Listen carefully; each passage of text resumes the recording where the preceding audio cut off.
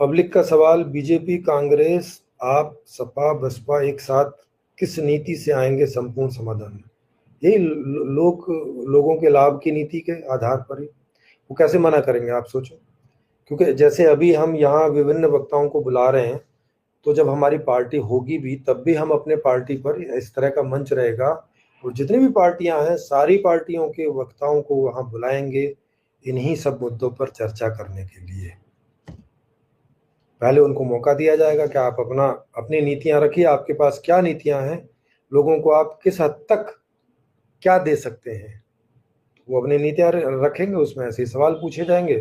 सवाल पूछने से उनको भी समझ में आ जाएगा, जनता को भी समझ में आ जाएगा कि ये तो कुछ खास दे नहीं पाएंगे, है ना। जैसे वो बोलेंगे हम आपको 200 यूनिट बिजली फ्री कर देंगे, हम कह रहे हैं हम यहाँ तो सब कुछ फ्री होगा।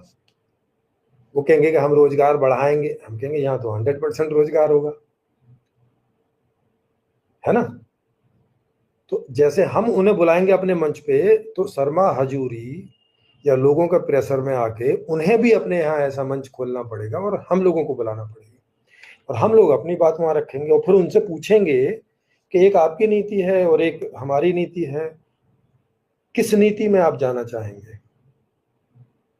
क्योंकि वो भी एक व्यक्ति भी है ना, एक नेता होने के पहले, एक पार्टी का नुमाइंदा होने के पहले एक आदमी भी तो है वो, तो वो खुद भी तो बताएगा कि उसे क्या चाहिए। जैसे हम कह रहे हैं कि 100% रोजगार होगा, उनकी पार्टी कह रही है कि हम रोजगार बढ़ाएंगे, तो हमने बोला कि जब तक नहीं बढ़ेगा तब तक तुम्हें भी रोजगार रखें तो चलेगा। तो अपने आप बताएगा कि चलेगा कि नहीं चलेगा। तो नहीं चलेगा, तो इसका मतलब जिसको रोजगार नहीं आएगा उसका क्या होगा। आपकी व्यवस्था उसके लिए तो नहीं होगी फिर अभी। फिर हमारे यहाँ हमारी व्यवस्था में हर कोई को सब कुछ मिलेगा, कुछ भी मांग करेगा डायरेक्ट, कोई किसी पर निर्भर नहीं है। उनकी व्यवस्था में हर आदमी हर उस पर निर्भर है, घर में निर्भर, समाज में निर्भर, सरकार में निर्भर, सब निर्भरता ही निर्भरता है वहां। और सरकार की कोई जवाबदेही नहीं, उन पर ही निर्भर और उन्हीं की कोई जवाबदेही नहीं। यहाँ सारी जवाबदेही है। जनता जब किसी को भी जो है 10% नेगेटिव वोट करके हटा देगी अगर कोई ठीक से काम नहीं कर रहा होगा। समझ रहे हो, मतलब 100% जवाबदेही।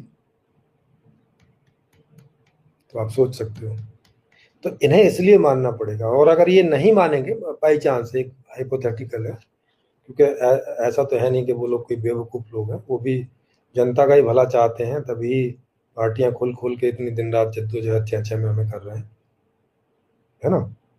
वो भी दिन रात नीतिज्ञ लोगों को बुला के और बोलते होंगे भाई कोई नीति बताओ जिससे हम बीजेपी से आगे निकल जाएं, आम आदमी पार्टी से आगे निकल जाएं, कांग्रेस से आगे निकल जाएं। वो भी सब लोग एक्सपर्ट लोगों को बुला के और ऐसा प्रयास करते होंगे कि नहीं करते होंगे भाई?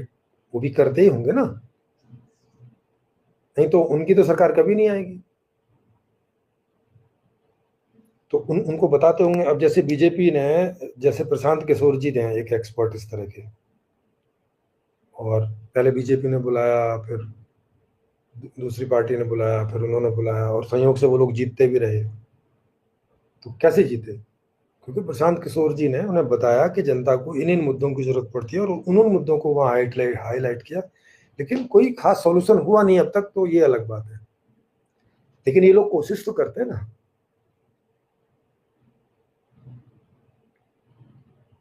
तो जब इन्हें ऐसा तरीका मिलेगा कि भाई इससे तो सब कुछ सॉल्व हो जाएगा, तो ये क्या सोच के ना करेंगे उसको? ना नहीं कर पाएंगे, खुद ही उसको हाँ कर देंगे। ज्यादा संभावना है इस बात की कि जब हम लोग इलेक्शन में जाएंगे और सबको हमारे यहाँ चर्चा के लिए बुलाएंगे और हमें सब बुलाएंगे, तो ज्यादा संभावना है कि सारी पार्टियों का मर्जर हो जाएगा। ज्यादातर संभावना इस बात की है कि कोई विपक्षी पार्टी में खड़ा होगा, इसकी संभावना बहुत कम बचेगी। आप सोच लो, ये भी हो सकता है। लेकिन फिर भी थोड़ी बहुत देर के लिए आपकी, क्योंकि आपने ये सवाल किया, इसका मतलब आपके अंदर कहीं इस तरह का संशय है, ऐसा सोच के कि ये तो सब भ्रष्टाचारी लोग हैं या बेईमान लोग हैं, या इन्हें क्या पड़ी है जनता की, इन्हें तो अपने अपने परिवार की पड़ी है, वगैरह वगैरह से सोचें। तो अगर थोड़ी देर के लिए मान भी लें कि ये ऐसे होंगे, तो ये कितने लोग हैं? पूरे भारत में नेताओं की संख्या कितनी होगी? विधानसभा, लोकसभा, राज्यसभा सारे लगा लो, सारी पार्टियों के मिला के 10, 20, 25, 30 हजार, इससे ज्यादा तो नहीं होगी ना भाई।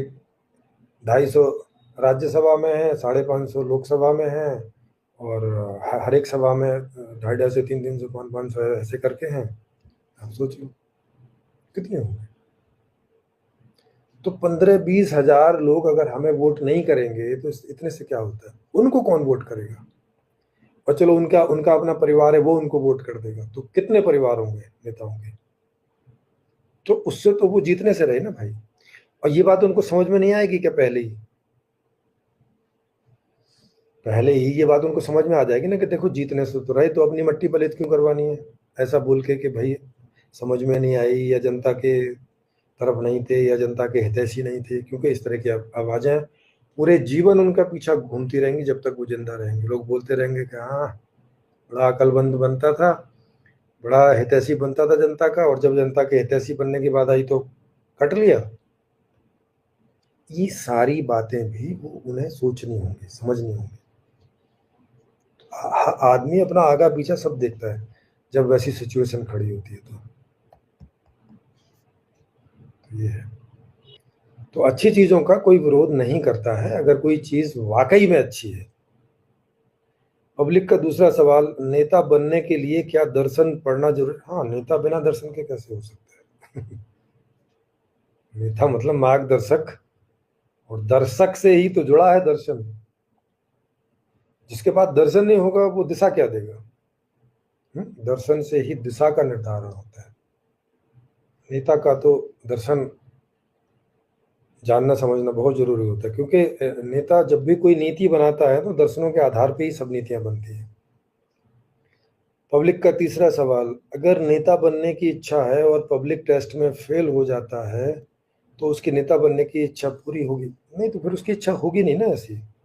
देखो, इन चीजों को आप थोड़ा सा हाइपोथेटिकल की जगह प्रैक्टिकल लेके चलो,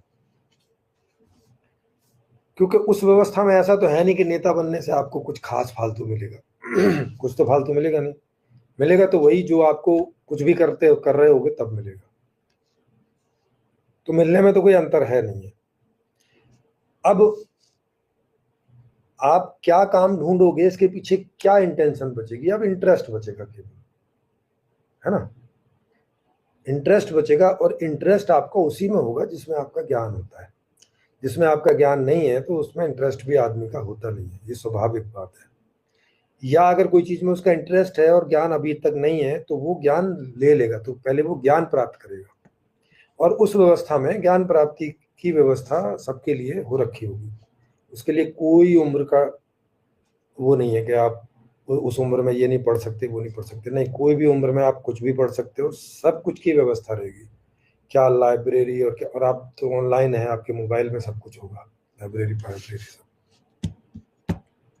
समझ रहे हो? तो जिसे नेता बनने की इच्छा होगी अंदर से, अगर तो बाहर से मान लिया उसे एजुकेशन नहीं मिली या कोई प्रॉब्लम रही अब तक कोई वजह से, तो वहाँ वो प्रॉब्लम्स नहीं होंगी। अपना 2 साल में, 3 साल में, 4 साल में वो सारी स्टडी को कंप्लीट करे और नेता बनने का काम करे। इसमें क्या